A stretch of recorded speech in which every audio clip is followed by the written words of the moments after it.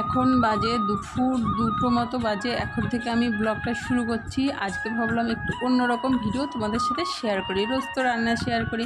তো এগুলো হচ্ছে আমাদের মেশিনের কাপড়। আমাদের বাড়িতে আর কি কাপড় তৈরি করার মেশিন আছে, আবার নলি ঘোরানোর মেশিন আছে। তো সেই কাপড়ই কাটা হয়েছে অনেক কালারের। হলুদটা আগে 3টে আমি আর আমার বড়মশাই কেটেছি, আর এখন ছেলে শুদ্ধ কাটছে।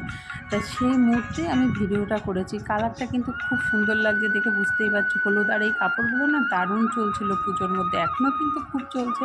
তা মালিক ফোন করেছে আজকে প্রত্যেক সপ্তাহে সপ্তাহে এরকমভাবে কেটে একটা করে কেটে তারপরে গিয়ে ভাঁজ করতে হয়। আর মেশিন ঘরে যেহেতু একটা করে কেটে না ভাঁজ করা যায় না, তাহলে হালকা যেহেতু কালার দাগ লেগে যেতে পারে, কারণ কালি থাকে মেশিনে, মোবিল টোবিল দেওয়া হয়, তো তার জন্য।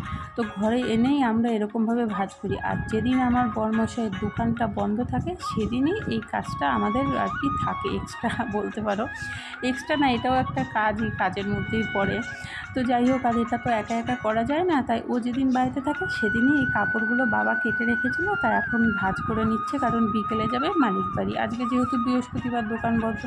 আর কালারগুলো দেখেছো, দুর্দান্ত লাগছে। আমি কিন্তু 3-4টে নিয়ে ফেলেছি, কারণ সব কালারেরই নেওয়া হয়ে গেছে, তাই এগুলো আর নেব না। আবার এত বেশি কাপড়, আর এখন যেহেতু অত বেশি কাপড়টা না পরা হয় না, চুড়িদার কুর্তি এগুলোই পরা হয়, তার জন্য অত বেশি কাপড়টা দেখে কিন্তু খুব ভালোই লাগছিলো, কিন্তু নিয়ে ওই যে ঘরে পরে থাকবে, অকারণ মালিক টাকাও কাটবে, এর জন্য আর কাপড়টা রাখলাম না। দেখতে খুব ভালো লাগছে। আর এইসব একটা লাল ব্লাউজ দিয়ে এইসব শাড়িগুলো পরলে দারুণ লাগে আর কি, কালার অনুযায়ী। এখানে দেখো আরও অনেক কটা কালার আছে।